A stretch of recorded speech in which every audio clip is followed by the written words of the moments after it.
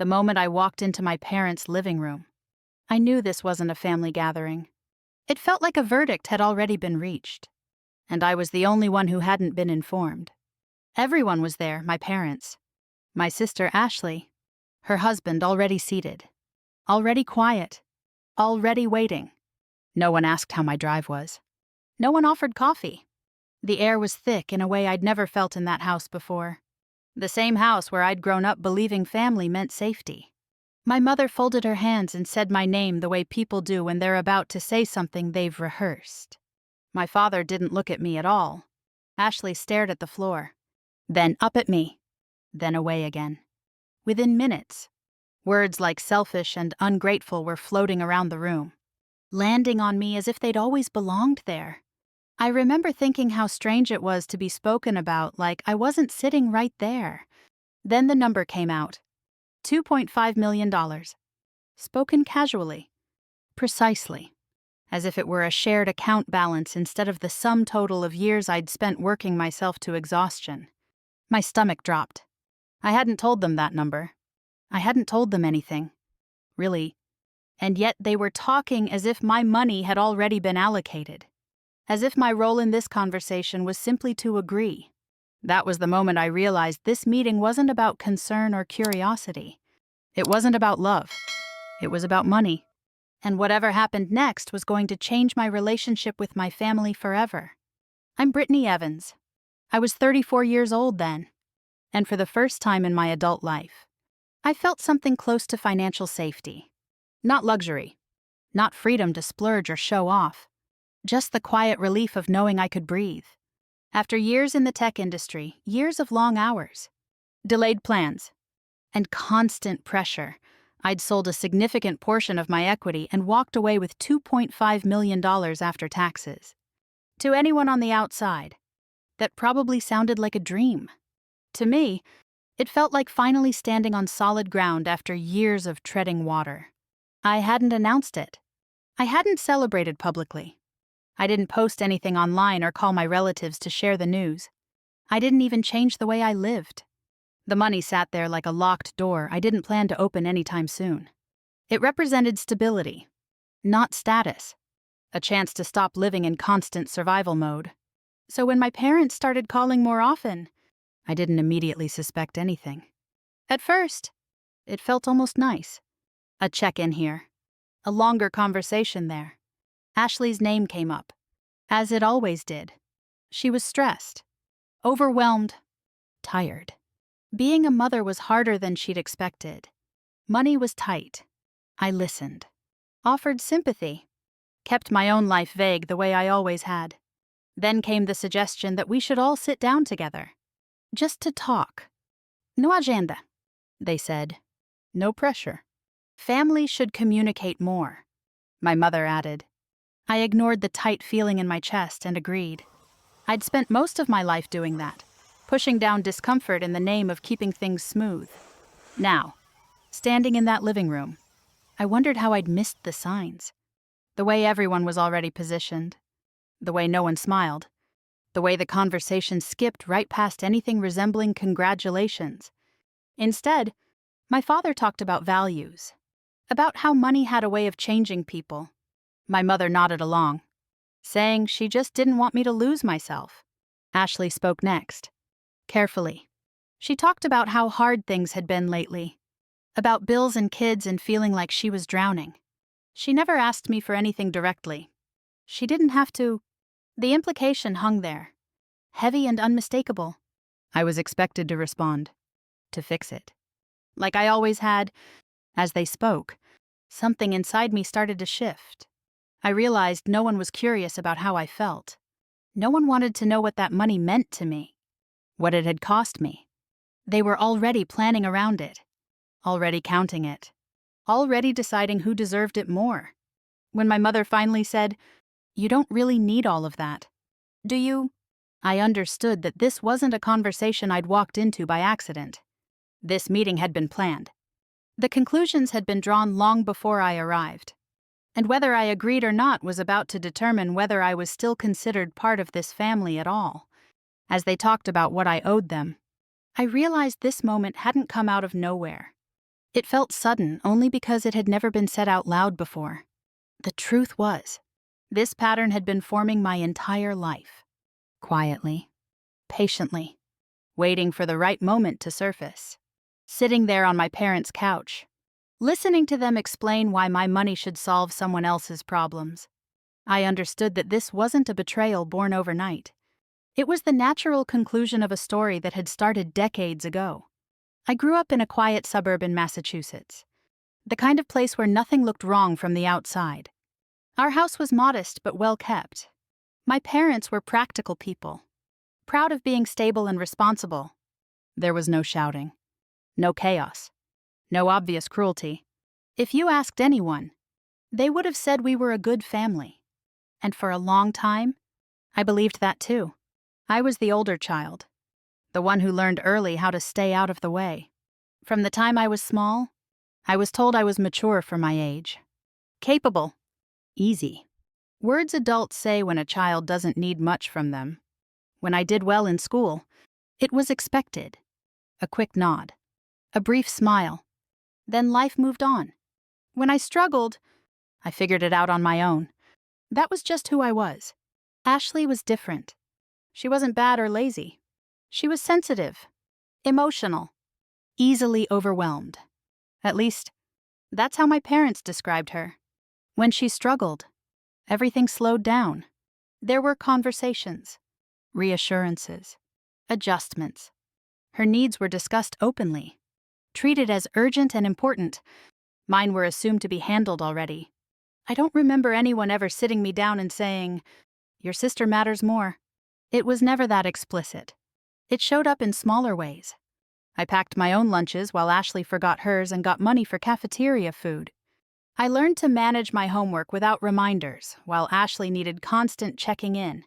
When she made a small improvement, it was celebrated. When I excelled, it was treated as normal. My parents used to say everyone needs different things. They said it like it was wisdom, and I absorbed it. I told myself fairness didn't mean equality. I told myself love didn't have to look the same to be real. I learned to be proud of needing less. By the time I was a teenager, being the strong one had become part of my identity. Teachers praised my independence. Relatives commented on how responsible I was. I wore it like armor, not realizing how heavy it would become.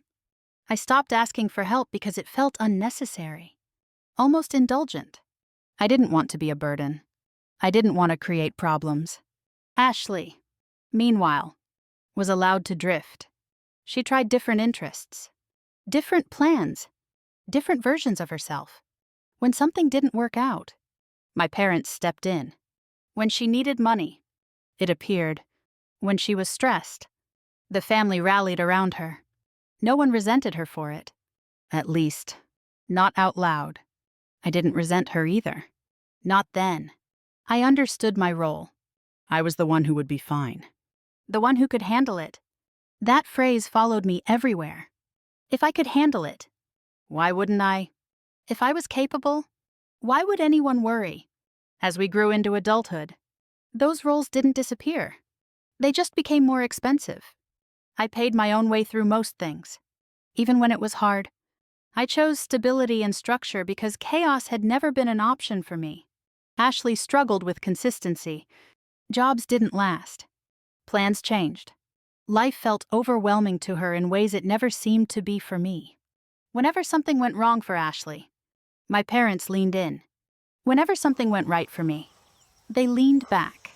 Not out of malice, I told myself. Out of trust.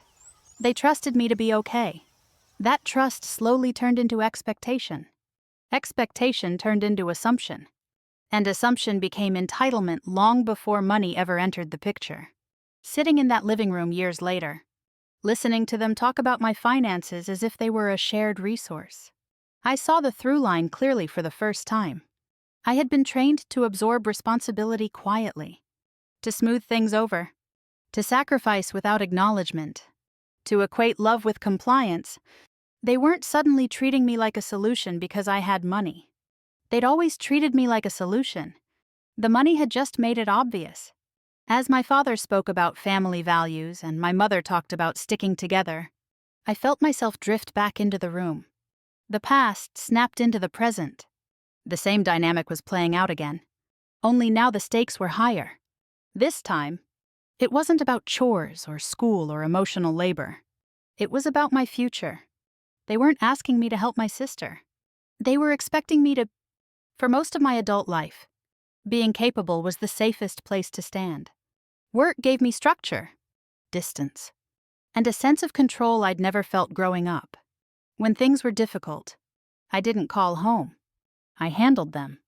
That was the unspoken contract I'd signed years ago. My family didn't worry about me, and in return, I didn't need anything from them. I built my career quietly. I didn't chase attention or validation. Just stability. Long hours became normal. Weekends blurred into weekdays.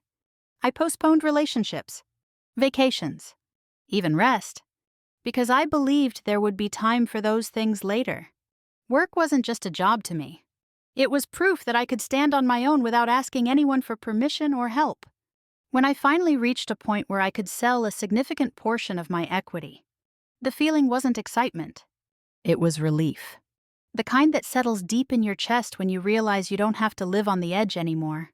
$2.5 million after taxes didn't mean yachts or penthouses. It meant I could pay my bills without checking my account balance. It meant I could say no to things that drained me. It meant safety. I didn't tell my family. Not because I was hiding it, but because it didn't feel like news that needed to be shared. I didn't change my lifestyle. I didn't buy anything extravagant. I went to work, cooked dinner at home, lived my life the same way I always had. The money stayed in the background. Something I was grateful for but didn't center my identity around. That's why the shift caught me off guard. It started subtly. My parents called more often. Conversations lingered longer than usual. My mother asked questions that felt strangely specific, like whether I felt secure these days or if work had finally paid off. I answered vaguely, the way I always did. I'd learned that too much detail only invited opinions I didn't want. Ashley's situation came up more frequently. She was overwhelmed, tired, stressed. My parents sounded worried in a way they never had about me.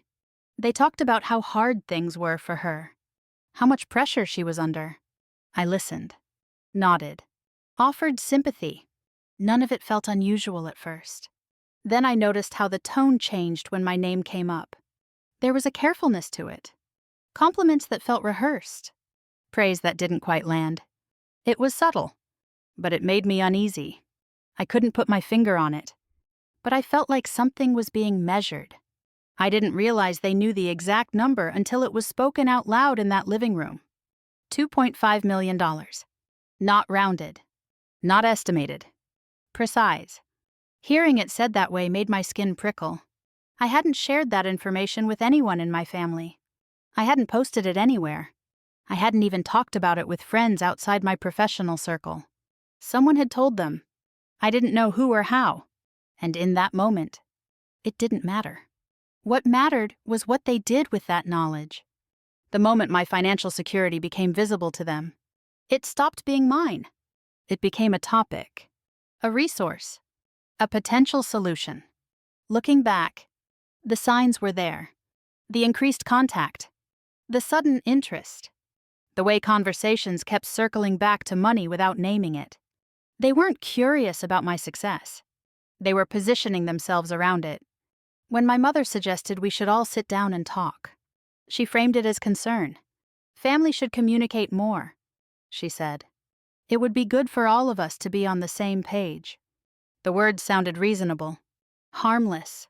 Even, I wanted to believe that they were proud of me in their own quiet way, that they simply wanted to understand what my life looked like now.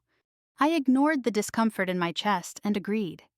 Part of me hoped this was a turning point, that maybe, for once, my success would be acknowledged without strings attached, that maybe the dynamic could shift into something healthier, something more balanced.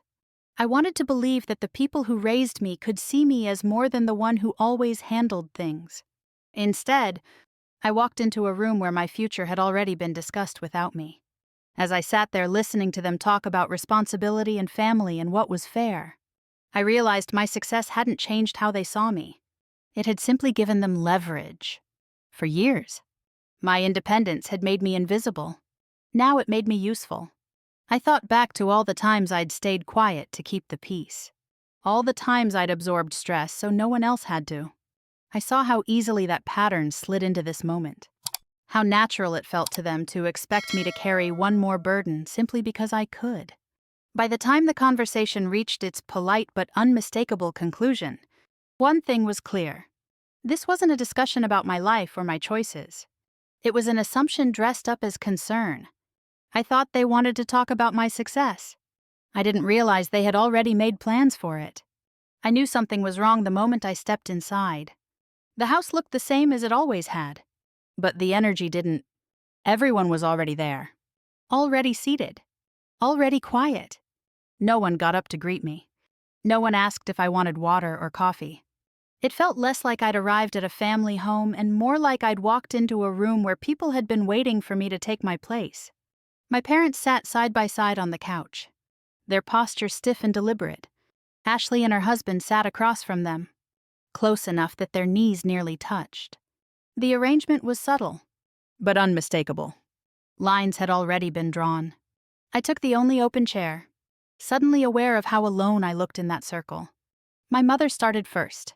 She said my name gently, the way she used to when I was a child and had done something she disapproved of but didn't want to scold me for outright. She told me they were worried about me, about how money can change people, about how easy it is to lose perspective when you come into something you didn't grow up with. She spoke slowly, carefully, as if she were offering guidance rather than judgment. My father nodded along.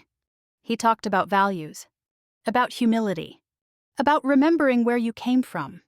Not once did he say he was proud of me. Not once did he ask how I felt about what I'd accomplished. My success was treated like a potential character flaw that needed to be managed before it got out of hand. I listened quietly, my hands folded in my lap. A familiar instinct kicked in, the one that told me to stay calm, to be agreeable, to make this easier for everyone. I waited for the moment when the concern would turn into conversation, when someone would finally ask me a question. That moment never came. Ashley spoke next. Her voice was soft at first. She talked about how exhausted she was, how overwhelmed things had become. She mentioned the kids, the bills, the constant stress of trying to keep everything together. She didn't look at me while she talked. Instead, she stared at a spot on the rug between us, like she was confessing something too painful to say out loud. I felt the room tilt slightly in her direction. My parents leaned in, their faces full of sympathy. This was familiar territory for them. Ashley struggling, Ashley needing help. I watched as the space filled with unspoken expectation, as if the solution were obvious to everyone but me. They still didn't ask. Instead, my mother said something about family sticking together, about how when one person is doing well, it's natural to help lift the others up. She said it casually, like a statement of fact. My father added that money was a tool, and tools were meant to be used for the greater good. I realized then that the language had shifted. They weren't speaking in hypotheticals anymore. They were talking in assumptions. When you help, once this is taken care of, after everything is settled, my opinion wasn't part of the equation. The outcome had already been decided. And this meeting was simply about making me fall in line. Then someone said it. $2.5 million. Hearing the exact number spoken out loud made my chest tighten. It wasn't vague. It wasn't estimated. It was precise. Confident. Final. They knew exactly how much I had, and they were comfortable saying it like it was common knowledge. I felt exposed in a way I hadn't expected, like something deeply personal had been dragged into the open without my consent. For a moment, no one spoke. The silence stretched, heavy and deliberate. I could feel all of them watching me, waiting for my reaction. I wondered how long they'd been discussing this without me. How many conversations had happened behind my back? How many times my name had been used alongside that number? My father broke the silence by saying I didn't really need all that money. He said it plainly, without malice. as if it were an obvious truth. I was young. I was capable. I would be fine. Ashley, on the other hand, had real responsibilities, real pressure, real need. That was when something inside me cracked. I looked around the room and realized no one was seeing me anymore. Not as a daughter. Not as a sister. I wasn't even being treated like a person with agency.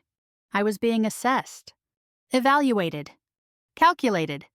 My value had been reduced to what I could provide. I noticed how Ashley finally looked up at me then, her expression expectant rather than apologetic.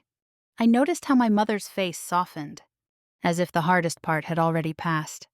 I noticed how my father leaned back slightly, confident that reason was on their side. They weren't asking for help. They were enforcing a moral obligation they believed I already owed. I thought about everything that had led to this moment. All the times I'd stayed quiet. All the times I'd handled things on my own. All the years I'd spent proving I didn't need anything from them. Somehow, that had turned into proof that I should give everything now. When my mother said, "You understand, don't you?" I felt the last of my hesitation drain away.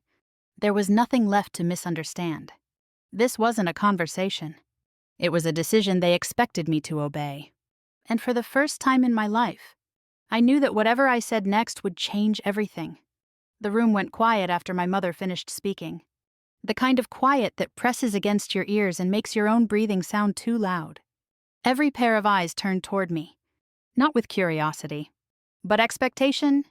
They weren't wondering what I would say. They were waiting for me to agree. I felt an odd calm settle over me, the kind that usually comes right before something breaks. For a moment, I studied their faces. My father looked resolved, as if this had already been decided and approved somewhere inside him. My mother's expression was gentle but firm, the look she used when she believed she was right and didn't intend to back down. Ashley sat very still, her hands clasped tightly in her lap, her mouth set in a thin line that suggested she was bracing for resistance, not requesting help. I cleared my throat and spoke carefully. "I can't do that," I said. The words landed softly, but the impact was immediate. It was as if I'd spoken in a language they didn't recognize. No one reacted right away. The silence that followed was heavier than before, charged with disbelief. "I'm not saying I don't care," I continued, keeping my voice steady. "I'm saying that money isn't something I owe. It's not a family fund. It's mine." My father was the first to respond. His jaw tightened, and he leaned forward, resting his elbows on his knees. He told me he was disappointed. Not angry, just disappointed. He said that hurt more than shouting ever could. He reminded me of everything they'd done for me growing up, the sacrifices they'd made, the values they'd tried to instill. He said he didn't recognize the person I was becoming. My mother chimed in, her voice trembling slightly. She asked how I could live with myself knowing my sister was struggling while I sat on more money than I could possibly need. She said family didn't turn their backs on each other. She said I was being selfish. And worse, ungrateful. The words stung. Even though I'd expected them, I felt something inside me recoil. An old reflex telling me to explain myself better, to soften the blow, to make them understand, but I stopped. I'd explained myself my entire life. It had never changed anything. Ashley's composure finally cracked. She looked up at me, eyes already glossy, her voice rising as she spoke. She talked about how hard her life was, how overwhelmed she felt, how scared she was about the future. She brought up her kids, their needs, their stability. She asked how I could even consider saying no when I had the power to make everything easier. "I would do it for you," she said, her voice breaking. "If the roles were reversed, I wouldn't hesitate." That was when it clicked. This wasn't about help. It was about ownership. About who had the right to decide what happened to my life and my resources. They weren't asking me to be generous. They were demanding that I play the role they'd always assigned me, the one who absorbed the weight so no one else had to. "I'm not refusing because I don't care," I said quietly. "I'm refusing because this isn't fair, and it isn't healthy." The reaction was immediate and sharp.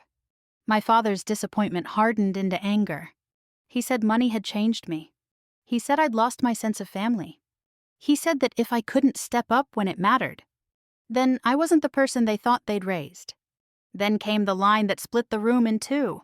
"If you walk out of here without helping," he said, his voice cold, "don't bother coming back." The words hung in the air, heavy and final.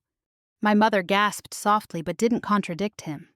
Ashley looked at me with something close to triumph mixed with desperation, as if she believed this ultimatum would finally force me into place. In that moment, something inside me went very still.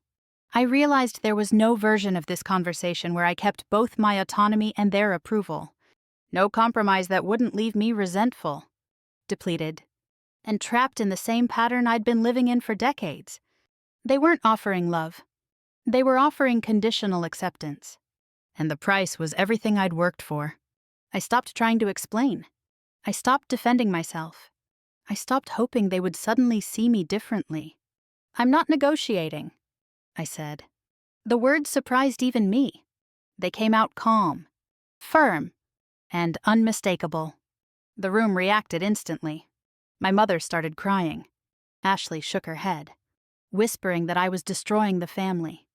My father stared at me like I was a stranger. I stood up. The movement seemed to shock them more than anything I'd said. Chairs shifted. Voices overlapped. Someone told me to sit back down and think this through. Someone else accused me of being dramatic. But I was done thinking. As I reached for my bag, I felt a strange clarity settle over me. I wasn't walking away in anger. I wasn't storming out to make a point. I was leaving because I finally understood that staying would cost me more than I was willing to give. They had expected me to fold, to apologize, to give in. Instead, they watched me stand, steady and silent, no longer asking for permission. And that was the moment they realized I wasn't going to play my part anymore. I picked up my bag without rushing, my hands steady even though my chest felt tight. No one moved to stop me. My mother was crying now, quietly, as if grief might change my mind. My father stared straight ahead, his jaw set, refusing to look at me. Ashley said my name once, sharp and urgent. But there was no apology in it, only panic. I walked past them, through the familiar hallway, and out the front door. I didn't slam it. I just closed it behind me and stepped into the cold air. Outside, the world felt strangely calm. The street was quiet. A neighbor's porch light flicked on. My car was exactly where I'd parked it. It was only when I sat behind the wheel that my hands began to shake. Not from fear. From the release of holding myself together for so long. I took a breath and waited for the sound of the door opening behind me. For someone to call out, to say they'd gone too far. No one did. I drove away without looking back, the house shrinking in my rearview mirror until it disappeared altogether. That was when it hit me. They'd let me go. Not one of them had followed. Not one of them had tried to stop me. Whatever love they were offering had come with conditions. And the moment I didn't meet them, it vanished. The messages started before I even got home. At first they were cautious, almost polite. My mother asked if I'd arrived safely, if we could talk when I'd cooled down. Ashley texted that she was confused and hurt, that she didn't understand why I'd reacted so strongly. My father said nothing. By the next morning, the tone had shifted. Confusion turned into accusation. Hurt became outrage. I was told I'd embarrassed the family, that I'd overreacted, that I'd taken things personally that weren't meant that way. My mother said my father hadn't slept, that his blood pressure was up, that the stress was dangerous. The implication was clear. If something happened to him, it would be on me. Ashley's messages grew more emotional. She sent photos of her kids with captions about how much they loved their aunt. She asked how I could walk away knowing they were struggling. She reminded me that family was all we had in the end. Each message felt carefully crafted to pull me back into the role I'd just stepped out of. Then the calls from extended family began. An aunt I hadn't spoken to in years left a voicemail saying she was worried about me.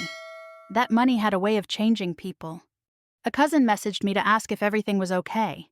hinting that my parents were heartbroken and didn't know what they'd done wrong. No one asked me what had happened. They already knew the version they'd been told. That was when I understood how fast the story had been rewritten. I wasn't a daughter setting boundaries. I was the selfish one who had abandoned her family.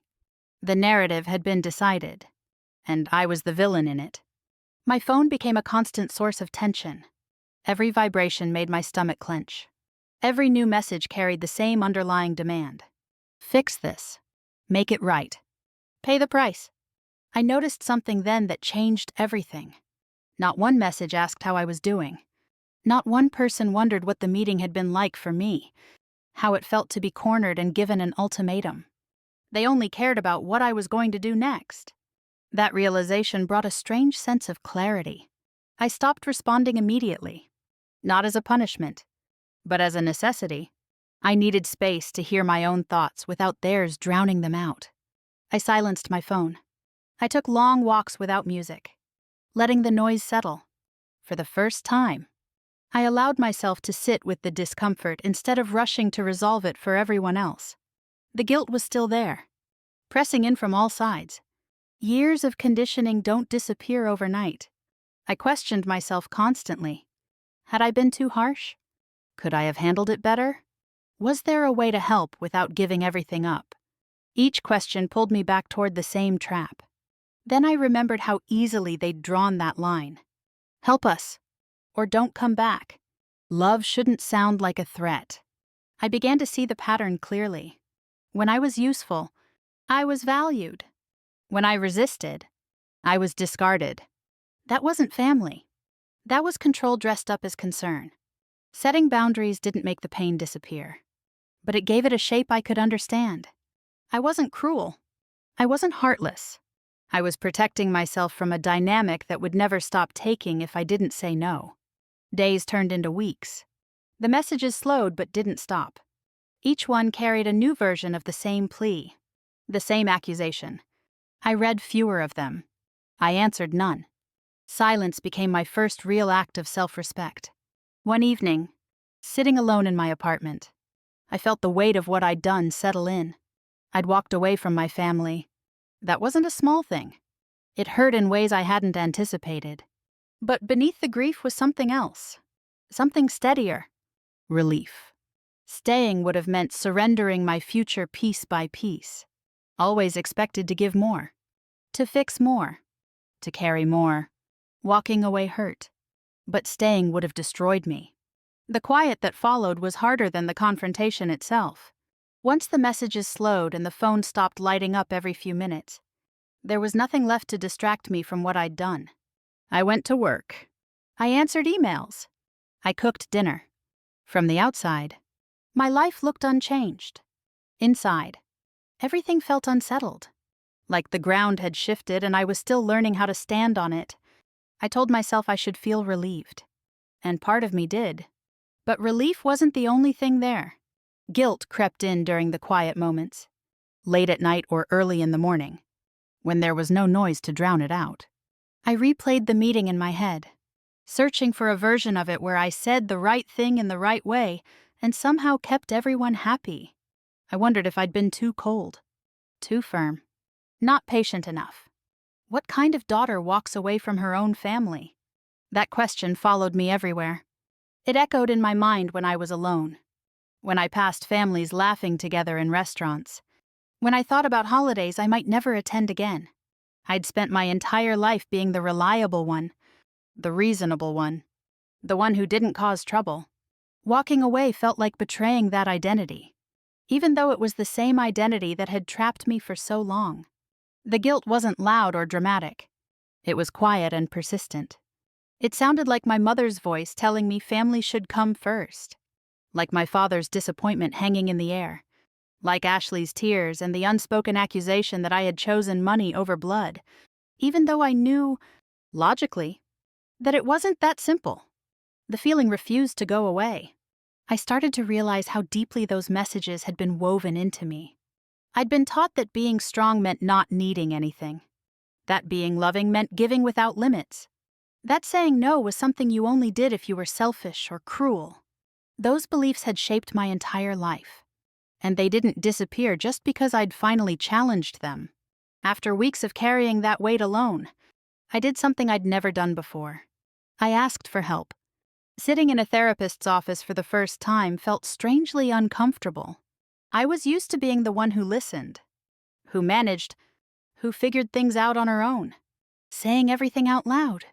From my childhood to the family meeting to the aftermath, made it sound different somehow. Clearer, more real. She listened without interrupting, without rushing to fix anything. When I finished, she said something that caught me off guard. She told me this wasn't a fight about money. It was a boundary crisis. A family system that had always relied on me being the one who absorbed discomfort was reacting to the fact that I'd stopped. She explained how families like mine often confuse closeness with control, how love becomes conditional without anyone ever naming it, how being labeled the strong one can turn into a lifelong expectation to sacrifice quietly. Hearing it framed that way was unsettling, but it also made something click. I hadn't changed overnight. I hadn't become greedy or cold. I'd simply reached a point where continuing to give meant erasing myself. For the first time, I let myself question the story I'd been told about who I was supposed to be. I saw how often I'd been praised for not having needs, for being easy, for making things simpler for everyone else. I realized how rarely anyone had asked what it cost me to be that way. Choosing myself didn't feel empowering at first. It felt lonely. It felt like standing in an empty room after everyone else had left. But slowly, that emptiness began to feel like space instead of loss. I stopped checking my phone obsessively. I stopped drafting responses I'd never send. I let the silence exist without rushing to fill it. In that quiet, I started to notice what I actually wanted. Rest. Peace. Relationships that didn't hinge on what I could provide. I reached out to friends I trusted, people who knew me outside of my family roles. I told them the truth, not the polished version. None of them told me I was selfish. None of them asked what I planned to do next. They listened. They respected my boundaries without questioning them. It felt unfamiliar and incredibly grounding. Little by little, my definition of strength began to change. Strength wasn't enduring discomfort without complaint. It wasn't being endlessly available. It wasn't proving my worth through sacrifice. Strength was discernment. It was knowing when to step back. It was understanding that not everyone deserves unlimited access to you, even if they share your last name. I still missed my family. That part didn't disappear. There were moments when the grief hit unexpectedly, when I wished things could have been different. But the longing was no longer tangled with self-doubt. I didn't wonder anymore whether I'd done the wrong thing. I wondered instead why it had taken me so long to do it.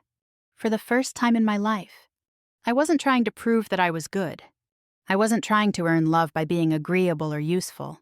I was learning how to be whole, even if that meant being misunderstood. And as painful as that process was, it also brought a quiet sense of peace. The kind that comes when you stop living for approval and start living in alignment with yourself. Time has a way of softening the noise, even when it doesn't change the truth. Months passed after that family meeting, and the chaos that once consumed my thoughts slowly faded into something quieter, something I could live with. My days settled into a rhythm that felt steady instead of reactive. I woke up without dread. I made plans without anxiety. For the first time in a long while, my life felt like it belonged to me. My family still existed somewhere in the background, but at a distance. There were no real apologies, no moments of sudden clarity on their part. When they reached out, it was careful and conditional, as if the door could reopen only if I agreed to step back into the role they'd designed for me. I didn't argue anymore. I didn't explain. I simply didn't engage. That silence wasn't meant to punish them. It was there to protect me. I thought often about that day in the living room, about how quickly love had turned into obligation. For a long time, I'd wondered if money had changed me, the way my father accused. But with space and perspective, I saw it clearly. The money hadn't changed who I was. It had revealed who they were. It exposed expectations that had always been there, hidden beneath politeness and family language. What hurt the most wasn't losing them. It was realizing how easily they'd reduced me to what I could provide. Not once did anyone ask what I wanted. Not once did they consider that my safety, my future, might matter too. Love that only exists when you're useful isn't love. It's a transaction. I began to understand that walking away hadn't been an act of abandonment. It had been an act of self-respect. I hadn't chosen money over family. I'd chosen myself over erasure. That distinction mattered more than anything else. In the space they left behind, something unexpected grew. I found comfort in friendships that felt balanced and mutual. People who didn't need convincing, who didn't keep score. I learned that family could be built on respect instead of obligation, on care instead of control. It wasn't loud or dramatic. It was quiet and solid. Like ground you can finally trust. There was no grand revenge. No moment where they suddenly realized what they'd lost and came running back. The consequence was simpler than that. They lost access to me, to my time, to my emotional labor, to the version of me who always showed up ready to fix everything. And I gained something far more valuable than approval. I gained peace. I still think about the version of myself who walked into that meeting believing she could reason her way through it. I wish I could tell her that saying no wouldn't destroy her life, that it would hurt. Yes, but it would also free her in ways she couldn't yet imagine. Sometimes the bravest thing you can do isn't holding a family together. It's recognizing when holding on is costing you yourself. If you've spent your life being the strong one, the reliable one, the one everyone leans on, I want you to know something. You are allowed to stop. You are allowed to set boundaries, even if others don't like them. Protecting yourself doesn't make you selfish. It makes you honest. And if this story felt familiar, if you've ever been made to feel guilty for wanting peace, I'd really love to hear your thoughts. What does family mean to you? Have you ever been expected to give more just because you could? Share your experience in the comments. You never know who else might feel less alone reading it. If you found something meaningful here, stay with the channel. These stories are about real boundaries, real families, and the quiet strength it takes to choose yourself. And if you haven't already, consider subscribing so you don't miss the next one. Thank you for listening. And remember, you deserve relationships that respect you, not ones that demand you disappear. This story is fictionalized for dramatic effect.